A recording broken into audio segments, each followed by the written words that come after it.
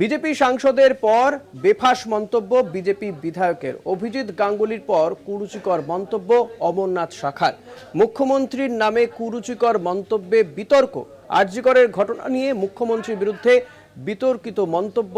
দেশের একমাত্র মহিলা মুখ্যমন্ত্রীকে সম্মান করতে পারে না বিজেপি, এমনটাই অভিযোগ তৃণমূলের।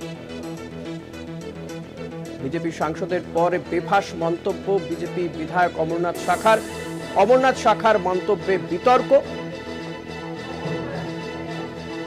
অমরনাথ শাখা ঠিক কি বলেছেন যা ঘিরে এত বিতর্ক, শুনবো।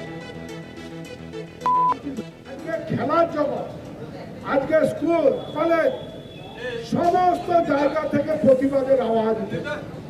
সেই প্রতিবাদে সামিল হয়ে এই মমতা বেগমের পদত্যাগ করে অন্তত ঘর ঢুকে যাওয়া উচিত। তার জায়গায় উনি 10 লক্ষ টাকা রেট বাঁধছে, ছোটখাটো ঘটনা তো 10 লক্ষ টাকা। আমরা মমতা বেগমকে 25 লাখ টাকা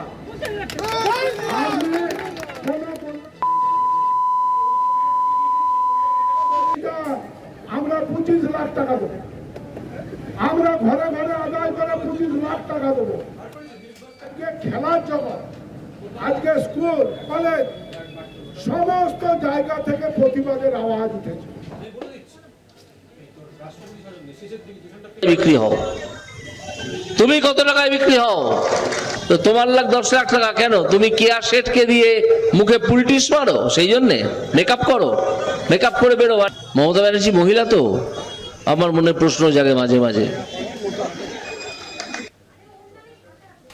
অমরনাথ শাখা তিনি যে বেফাঁস মন্তব্য করেছেন এবং তারপরে আপনাদেরকে অভিজিৎ গাঙ্গুলির মন্তব্য শোনালাম। ঠিক কি মন্তব্য করেছিলেন অভিজিৎ গঙ্গোপাধ্যায় এবং অমরনাথ শাখা, তার এই মন্তব্য ঘিরে কিন্তু বিতর্ক শুরু হয়েছে। তৃণমূল কংগ্রেসের বক্তব্য যে দেশের একমাত্র মহিলা মুখ্যমন্ত্রী, তাকে সম্মান করতে জানে না বিজেপি, এমনটাই কিন্তু তৃণমূল কংগ্রেসের বক্তব্য।